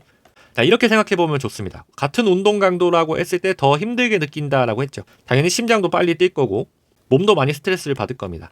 자, 반응으로 따졌을 때는 심박출량은 증가하는 게 맞으나 고지 상황에서 적응이 되었을 때는 심박출량 같은 경우는 보통은 원래의 상태로 돌아오거나 또는 우리가 운동생리학에서는 최대라고 하는 용어를 많이 씁니다. 최대 심박출량이라고 한다면 최대 운동 시 내가 할 수 있는 가장 높은 강도의 운동에서의 심박출량을 말하는데 이것 같은 경우에는 감소하는 경향이 있습니다. 아무래도 나의 신체 능력이 이런 해수면보다는 발휘할 수행력이 낮아지겠죠. 그러면서 최대 심박출량은 감소한다가 맞습니다. 자, 여기에서는 기억으로 심박출량 증가가 나왔는데 명확하게 보기는 어렵지만 일단 증가는 아니다. 가장 좀 정확하게 나오려면은 최대 심박출량의 감소 또는 심박출량의 안정화 정도가 될 것 같습니다. 자, 일단은 기억은 틀렸고요. 자, 니은 보면은 모세혈관 밀도 증가인데 자, 이러한 내용이 주로 고지대 환경에 적응 현상이 됩니다. 산소를 어떻게든 잘 뽑아내서 잘 쓰려고 하는 것. 그래서 아래 내용 보면 산소를 쓰기 위해서 적혈구가 증가하고 적혈구가 증가하면은 혈액량도 늘어나게 됩니다. 어느 정도 혈액량도 좀 늘고요. 모세혈관 밀도도 증가하고 산소 운반 능력 향상 이런 것들인데 자, 니은은 맞는 설명이 되고요. 자, 디귿 근육 단면적 증가라고 나오는데 이것은 정확히 관련은 없죠. 디귿은 틀렸고 여기서 뭐 트레이닝을 하는 것도 아니고요. 그냥 지금 노출시켰을 때 적응이기 때문에 자, 리을 산소 운반 능력 증가까지는 맞습니다. 그래서 니은과 리을이었고 자, 이 문제도 그렇게 어렵지는 않았는데 야, 요새 나오는 문제 스타일이 보면은 하나만 알면 풀 수 있는 문제가 없습니다. 어떠한 내용이 주어졌을 때 항상 이렇게 모두 고른 것으로 출제가 되거든요. 그러다 보니까 한 가지 개념이라도 골고루 알아야 되고 뭐 장단점은 있습니다. 일단 단점 자체는 문제가 어려워지긴 하지만 장점으로 보면은 내가 한두 개념만 정확하게 알고 있어도 이렇게 소거할 수 있거든요. 그러면 여기도 마찬가지로 근육의 단면적 증가가 관련이 없다라는 것은 어느 정도 유추가 됩니다. 그러면 디귿을 이렇게 고르더라도 니은이 2번이 딱 나오죠. 이렇게라도 풀 수 있는 문제가 다소 생긴다. 그러니까 끝까지 최선을 다해서 풀어봐야 되겠습니다. 자, 13번으로 가겠습니다. 자, 13번 운동 자극에 관한 신체 내 기관과 기능에 대한 설명이다. 기억에서 디귿에 해당하는 것을 옳은 것은 자, 호르몬도 마찬가지로 조금 어렵게 출제가 되었습니다. 그동안에는 특정한 호르몬 주고 기능 몇 가지 물어보는 수준이거나 아니면 비슷한 작용을 하는 호르몬은 무엇인가 이렇게 물어보는 경향이 많았는데 올해는 조금 공을 들이셨고요. 문제 푸는 입장에서는 공을 안 들이셔도 좋을 것 같습니다.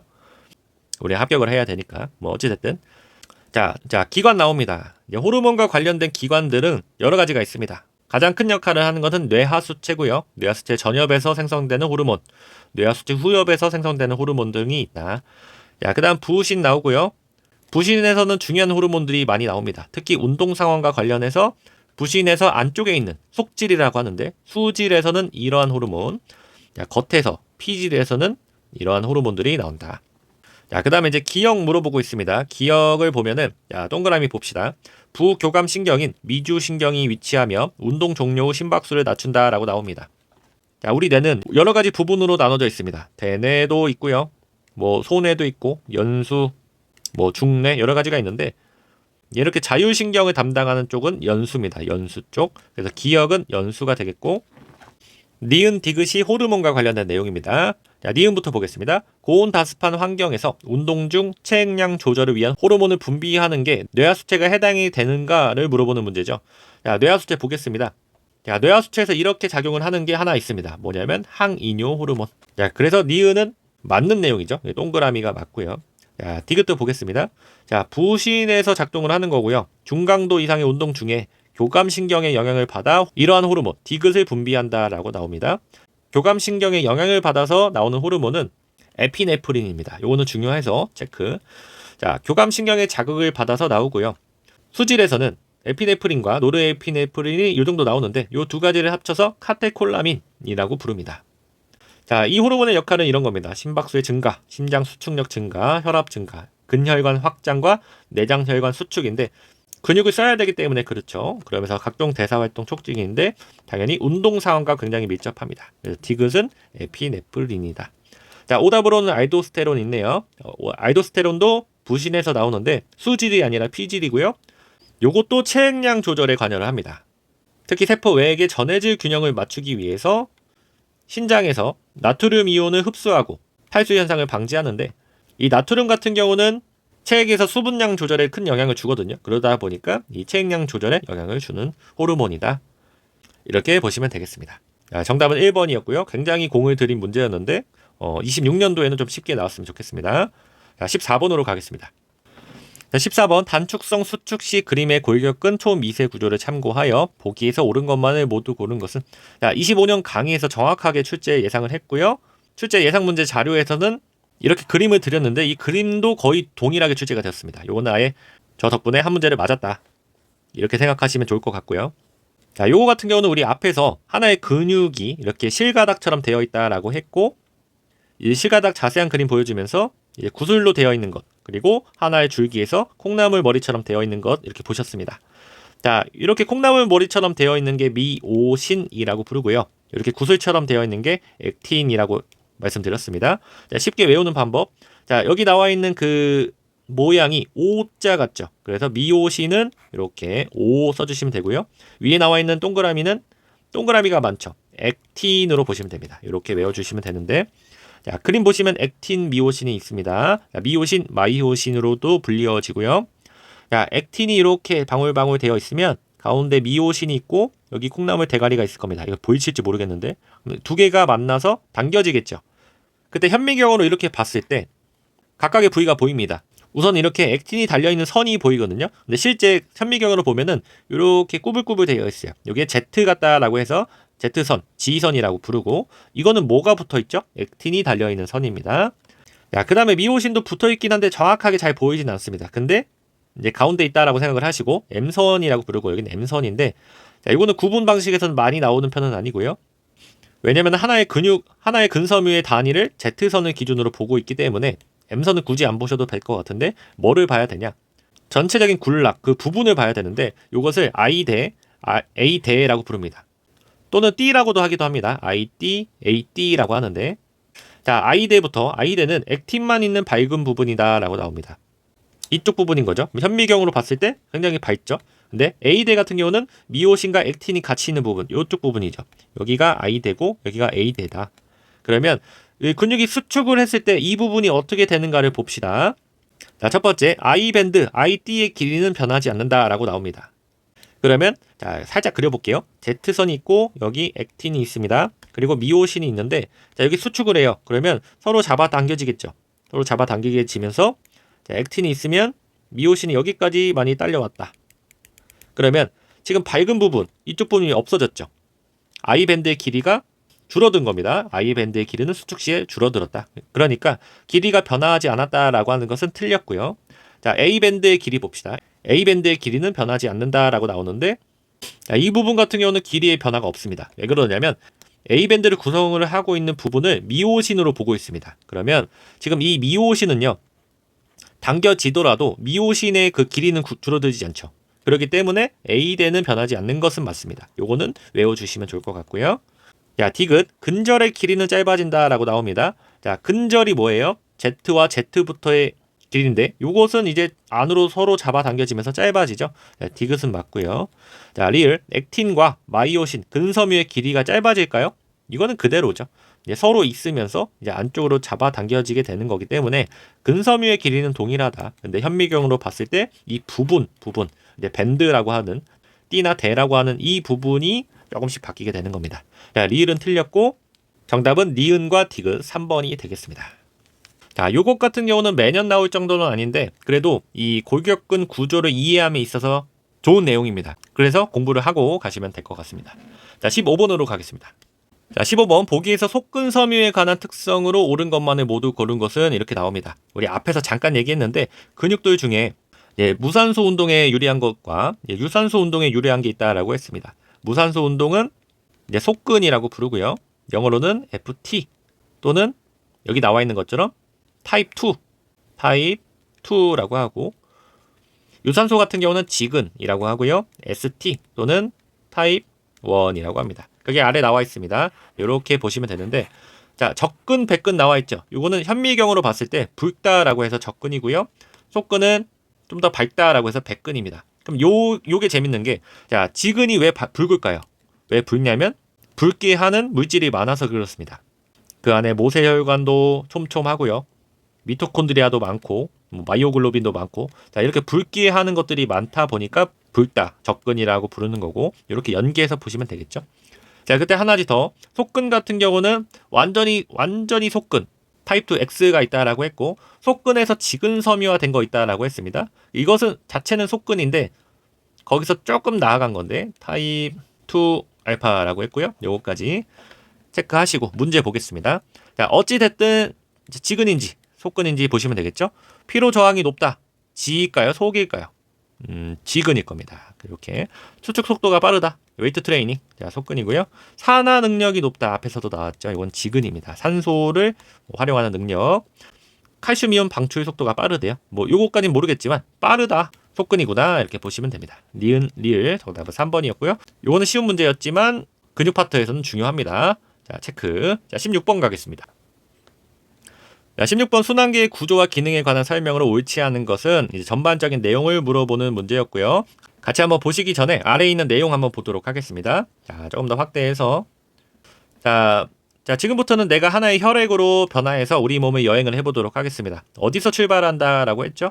딱히 정해져 있는 것은 아니지만 좌심실이라고 해봅시다. 우리 계속 앞에서 좌심실을 봤으니까. 자, 좌심실에서 처음에 나가는 게 대동맥입니다.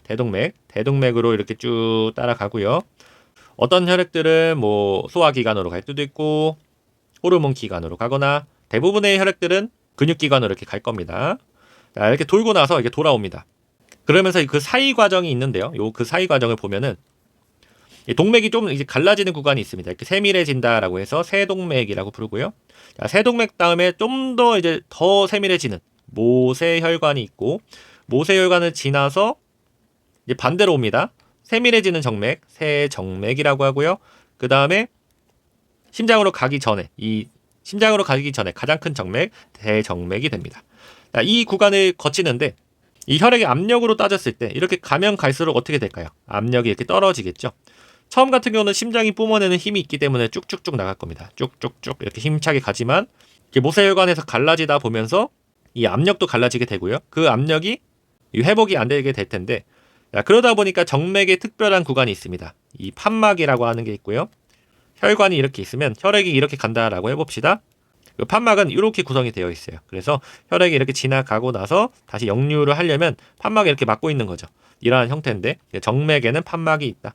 이 판막은 심장에도 있다라고 했습니다. 당연히 나가야 될 피가 돌아오면 안 되겠죠. 심실과 심박을 나누는 구간에 판막이 있는 거고 이렇게 돌아옵니다. 그러면 이 돌아온 피는 어디로 가냐면 우측에 먼저 심방으로 갑니다. 항상 혈액이 들어오는 것은 방이고요. 나가는 것은 실인데 우심방에 들어가게 되고 우심방에서 우심실로 이동을 하고요. 우심실에서는 어디로 갈까요? 지금 아직 혈액에 산소가 부족하죠. 이산화탄소는 많습니다. 자, 그래서 다시 폐로 가게 된다. 그래서 폐로 가는 동맥이다라고 해서 폐동맥이라고 부르고요. 자, 이렇게 폐로 갑니다. 폐로 가서 산소와 이산화탄소를 교환을 하고요. 그 혈액이 이제 어디로 간다? 폐정맥으로 온다. 폐정맥은 폐에서 왔지만 심장으로 들어갑니다. 그래서 폐정맥이고 이게 어디로 갈까요? 좌심방으로 가고 그 다음에 좌심실, 그 다음에 다시 돌게 됩니다. 이 전체적인 사이클을 보셔야 되는데 오른쪽으로 가보면 자, 크게 체순환과 폐순환으로 나눌 수가 있습니다. 체순환, 좌심실에서 나간 거고 산소를 조직으로 보내고 이산화탄소를 받아오는 과정. 거의 한 1분 정도 소요가 됩니다. 좌심실, 대동맥, 세동맥, 모세혈관, 세정맥, 대정맥, 우심방. 자, 그 다음에 우심방에서 우심실로 갔고요. 이제 뭐를 가지러? 산소를 가지러 갑니다. 이산화탄소를 폐로 배출하고 산소를 받아오는 과정, 폐순환이고요. 자, 4초 정도 소요됩니다. 우심실, 폐동맥, 폐정맥, 좌심방 이렇게. 자, 평균 혈압은 당연히 점차 감소할 거고, 자, 혈압의 감소는 동맥이 이렇게 나눠지게 되면은 혈압이 급격하게 감소합니다. 세동맥에서 가장 크게 감소하고요. 심장과 정맥에는 판막이 있고 혈액의 순환과 더불어서 호르몬을 수송을 하는 역할을 합니다. 혈액을 타고 호르몬이 곳곳의 기관에 가서 작용을 하는데, 자, 이제 문제 봅시다. 자, 1번 혈액의 역류를 막기 위해 하지 동맥 내에 판막이 존재한다. 자, 판막은 존재하는데 뭐가 틀렸죠? 하지 동맥이 아니라 정맥이겠죠. 자, 1번이 틀렸고 2번 호르몬 수송 및 면역 기능 조절은 순환계의 기능 중 하나이다. 맞는 설명입니다. 관상 동맥은 심장근의 혈액을 공급하는 혈관인데 심장도 근육이니까 당연히 혈액이 필요하겠죠. 그것을 담당하는 게 관상 동맥이라고 합니다. 이거는 맞는 설명. 폐순환의 주요 기능은 폐에서의 가스 교환이다. 맞습니다. 정답은 1번이었고요. 오답지는 단순했네요. 동맥을 정맥으로 바꿔야 된다. 자, 17번으로 가겠습니다. 자, 17번 보기에서 설명하는 호르몬은 이제 예전에 이런 식으로 문제가 많이 나왔고요. 이것도 굉장히 쉽게 출제가 되었습니다. 자, 간의 글리코겐을 분해하고 췌장의 알파 세포에서 분비된다. 혈중 글루코스 농도를 높이는데, 자, 우리 같이 공부를 했으면 인슐린 글루카곤은 굉장히 강조를 많이 했습니다. 알고 계실 텐데, 자, 특히 인슐린은요 혈당이 높을 때 감소를 시키고요, 글루카곤은 반대의 역할, 혈당이 낮을 때 증가시키는 역할을 한다. 자, 그래서 각각의 내용이 있는데 이건 중요합니다. 잘 보고 가셔야 되고요. 이론 강의에서 자세히 설명드리겠습니다.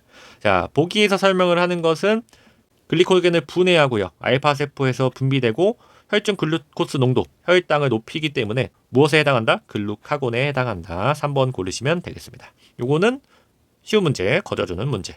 자, 18번으로 가겠습니다. 자, 18번 골격근의 운동 단위, 동원에 관한 설명으로 옳지 않은 것은 이렇게 나왔습니다. 자, 운동 단위라고 하는 것은 뭐냐면 이제 근육이 있어요. 근육이 있으면 이 근육을 작동시키는 신경세포가 있을 겁니다. 신경세포가 있는데 이 신경세포가 근육의 여러 곳에 이렇게 딱 닿아 있겠죠. 그럼 이렇게 그러면 하나의 신경세포가 자극이 되면은 그것에 연결되어 있는 근섬유들이 동시에 이제 수축을 할 겁니다. 그럼 요것을 뭐라고 한다? 운동 단위라고 한다. 자, 그럼 설명 보면 동원된 운동 단위의 증가는 자, 여기에 운동 단위가 증가하면 예를 들어 하나의 신경세포가 가지 않고 뭐 두 개의 신경세포가 작용이 돼서 뭐 이만큼 더 작동을 한다라고 해봅시다. 그럼 단위가 증가했죠. 더 많은 근섬유가 수축이 될 거고 근수축력은 증가하게 될 거다. 맞는 설명이고요. 자, 운동 단위는 운동신경과 그에 연결된 근섬유를 지칭한다. 맞습니다. 자, 저강도 운동 시에 타입 2X의 근섬유가 가장 먼저 동원이 될까요? 이것은 속근섬유라고 했죠. 속근섬유는 우리가 표현을 할 때 역치가 높습니다. 낮은 수준에선 잘 작동하지 않고 오히려 높은 강도의 운동에서 빨리 작동을 하는 게 속근이고요. 저강도 운동 시에서는 무엇이 더 먼저 작용을 할까요? 타입 1이 더 동원되겠죠. 자, 3번이 틀렸고요. 타입 1 근섬유 운동 단위는 타입 2 근섬유의 운동 단위보다 활성화 역치가 낮다. 이게 맞는 설명입니다. 자, 3번하고 4번은 지금 다른 설명을 하고 있기 때문에 혹시 내가 헷갈려도 3번, 4번 중에 헷갈려야 됩니다. 1, 2번을 맞췄어야 되고요. 자, 26년도 같은 경우에는 뒤에서도 말씀드리겠지만 근비대의 원리가 좀 나올 가능성이 높습니다. 아무래도 이 운동 생리학을 선택하시는 분들이 보디빌딩 종목을 택하시는 분들이 많거든요. 그럼 이분들은 근비대의 원리를 정확하게 알고 있어야 됩니다. 그러다 보니까 제가 알기로는 24년도 생리학 출제하신 분이 이 보디빌딩 관련한 분이시거든요. 그때 이러한 내용들을 좀 강조했기 때문에 26년도는 당연히 누가 들어갈지는 모릅니다. 어찌됐든 아직까지 근비대에 대한 원리를 나온 적이 없어서 요거는 좀 잘 보고 가시면 좋을 것 같고요. 요것도 심화 강의에서 자세히 설명드리겠습니다. 자, 19번 문제 가겠습니다. 자, 19번 보기에 기역에서 니은에 들어갈 용어는 기역은 근육 조직에서 산소를 저장하고 운반하고요. 적혈구 용적률이 증가하면 혈액의 점성은 이렇게 된다. 자, 요거는 어렵진 않았습니다. 일단은 혈액 속에서 산소를 데리고 다니는 애는 헤모글로빈이고요. 조직에서 데리고 다니는 애는 마이오글로빈이라고 했습니다. 자, 그래서 일단 3번하고 4번 중에 하나인데 적혈구 용적률 보겠습니다. 적혈구 용적률이 증가하면 혈액의 점성은 이렇게 된다. 요거는 그냥 말 그대로 생각을 해봐도 될 것 같은데 자, 혈액이 있습니다. 혈액을 구성하는 성분을 보면은 크게 혈구와 혈장으로 나와 있습니다. 혈구는 건더기고요. 혈장은 액체인데 거의 물이겠죠. 물이면은 자, 건더기가 많아지면 많아질수록 농도는 어떻게 될까요? 진해지고요. 적어지면은 농도가 연해집니다. 자, 이런 거를 물어보는 거고요. 적혈구 용적률이라고 하는 것은 이 혈액 내에서 이 적혈구, 이제 혈구에는 적혈구와 백혈구가 있는데 적혈구의 양이 많아진다라고 하는 거죠. 용적률이라고 하니까. 그러면 농도가 어떻게 되는 거예요? 농도가 진해지는 거죠. 농도가 진해지면 혈액의 점성은 어떻게 될까요? 당연히 증가하게 된다. 그래서 혈액의 점성은 증가가 맞고 보기에서는 증가. 그래서 4번이 되겠습니다. 자, 여기에서는 산소 운반 물질, 헤모글로빈, 마이오글로빈 알고 계셔야 되고요. 19번 문제도 그렇게 어렵진 않았고 이 니은 같은 경우는 상식적으로도 풀 수 있었던 문제다. 자, 마지막 20번 가겠습니다. 자, 20번 보기에서 운동 중 혈류 재분배에 관한 설명으로 옳은 것만을 모두 고른 것은 자, 뭐 어려운 내용을 일단 차치하고요. 자, 우리 몸은 결국 필요한 곳에 혈액을 보내서 그 기능을 작동시킵니다. 그러면 우리가 운동 중에는 근육이 작동을 해야 되겠죠. 그러면 여기에다가 혈액을 많이 보낸다라고 하는 거고 자, 밥을 먹어요. 그럼 소화를 시킵니다. 그럼 어디에다 많이 보내야 될까요? 이런 내장기관들에게 보내야 될 겁니다. 평상시에는요. 평상시에는 뭐 골고루 보내겠죠. 골고루 보낼 겁니다. 이런 게 뭐예요? 이런 게 혈류 재분배다. 그럼 이러한 것들을 어떻게 작동을 하냐? 앞에서 봤던 호르몬을 통해서 작동을 합니다. 뭐 아드레날린, 뭐 에피네프린, 우리 앞에서 말했던 뭐 카테콜라민 있었죠. 카테콜라민 이런 것들인데 이런 것들을 통해서 혈관을 줄였다가 느렸다가 이렇게 하는 건데 이런 것들을 물어보는 문제였고요. 자, 보기 보겠습니다. 기억, 운동 시 골격근의 산소 요구량을 충족하기 위해서 비활동 조직으로의 혈류량을 감소한다. 당연히 맞겠죠. 필요한 곳에 보내야 되기 때문에 필요하지 않은 곳의 혈류는 감소시킬 겁니다. 기억은 맞고요. 자, 니은 보겠습니다. 최대 운동 시의 심박출량은 증가하지만 안정 시와 비교하여 기관별 혈류 분배 비율은 동일하다. 야, 나눠보면은 최대 운동 시의 심박출량은 증가하죠. 왜? 힘든 운동이면 심장이 빨리 뛰니까 심박수도 증가할 거고요. 교감신경의 작용으로 1회박 출량도 증가하니까 이 두 가지만 보더라도 심박출량은 증가합니다. 자, 안정시와 비교해서 기관별 혈류 분배 비율은 동일하대요. 자, 안정시가 뭐냐면 이때입니다. 평상시. 평상시에는 필요한 만큼 이렇게 보낸다라고 하는 겁니다. 그러면 지금 운동 상황이면은 일단 다르죠. 근육에다가 더 많이 보내야 됩니다. 만약 여기서 기관별 혈류 분배 비율에 신장, 내장, 골격근이 나오지 않고 근육만 나왔다라고 하면 조금 고민해 볼 필요는 있습니다. 근데 여기서 신장, 내장 등 다른 기관도 나와 있죠. 그러면 당연히 골격근으로 더 많이 보내야 됩니다. 그렇기 때문에 니은은 틀린 설명이고요. 자, 그러면 일단 니은이 틀렸다라고 한다면 2번이 맞죠. 그렇지만 디귿까지 보겠습니다. 자, 고강도 운동에 참여하는 골격근의 세동맥 아까 얘기 나왔었는데 혈관 저항은 안정시와 비교하여 감소한다. 자, 혈관 저항이 높으면 혈액이 갈까요? 안 갈까요? 안 가겠죠. 그러니까 혈관 저항을 낮춰주는 어떠한 작동을 하게 될 거고 그러면서 세동맥이 늘어나게 되면서 더 많은 혈액이 가게 될 겁니다. 전체적인 원리가 되겠고 정답은 기억과 디귿인데 자, 이렇게 혈류를 배분할 수 있는 거는 크게 두 가지 관점에서 일어날 수가 있습니다. 첫 번째는 그 혈관 자체에서 작동을 하는 것, 그리고 두 번째는 외부적인 요인에 의해서 일어날 수가 있는데 혈관 자체에서 생겨나는 어떤 물질들에 의해서 혈관이 늘어났다가 줄어들었다가 하는 거고요. 이런 것도 혈관적인 요인으로 볼 수가 있습니다. 기계적인 압박, 완전히 그냥 혈관을 누릅니다. 그러면 혈관벽이 좁아지겠죠. 이런 것도 일종의 반응으로 볼 수가 있다. 자, 외인성 요인, 신경적인 작용과 호르몬적인 작용입니다. 첫 번째는 자율신경계의 작용인데 이 자율신경계는 이런 기관까지 연결이 되어 있고요. 자율신경계의 끝에서는 이런 신경 전달 물질이 나오는데 이 물질이 그 기관과 만나면서 혈관을 늘렸다가 줄였다가 합니다. 자, 그러한 작용과 방금 앞에서 설명드렸던 호르몬들에 의해서 카테콜라민, 히스타민, 프로스타글란딘 이런 것들을 통해서 또 작용을 할 수가 있다. 이렇게 정리를 하시면 되겠습니다. 자, 이상으로 25년도 기출문제 해설 강의를 마쳤고요. 26년도 출제 예상을 해보자면 전반적인 난이도는 이 정도로 유지될 것 같습니다. 왜냐하면 24년도에 욕을 너무 많이 먹었어요. 그래서 출제를 들어가시는 분이 어쩔지 모르겠지만 어찌됐든 공단 측에서 난이도 조절을 좀 할 것 같고 그래서 25년도가 체육사랑 역학에서 좀 어려웠고요. 생리학은 다시 난이도가 좀 내려왔는데 26년도에서 난이도 조절을 한다라고 한다면 전체적으로 이렇게 올리지 하나에서만 막 올리진 않을 것 같습니다. 그래도 충분히 풀 수 있는 정도고 자 26년도 같은 경우에는 골격근에서 좀 더 많이 나올 수 있을 것 같습니다. 우리 앞에서 말했던 근비대 원리 설명을 하면서 그 위성세포 있거든요. 위성세포 문제가 나올 것 같고 근력을 강화시키는 능력, 이 가중에 관련된 내용과 그리고 근육이 지치는 원리 그런 것들 좀 나올 것 같습니다. 자, 그리고 앞에서는 이제 항상성과 항정 상태에 관련한 기본적인 내용이 한번 나올 것 같습니다. 그래서 요거 같은 경우는 강의에서 설명을 드리니까 잘 보고 가시고요. 자, 긴 시간 강의 들어주셔서 감사드리고 이상으로 강의 마치도록 하겠습니다.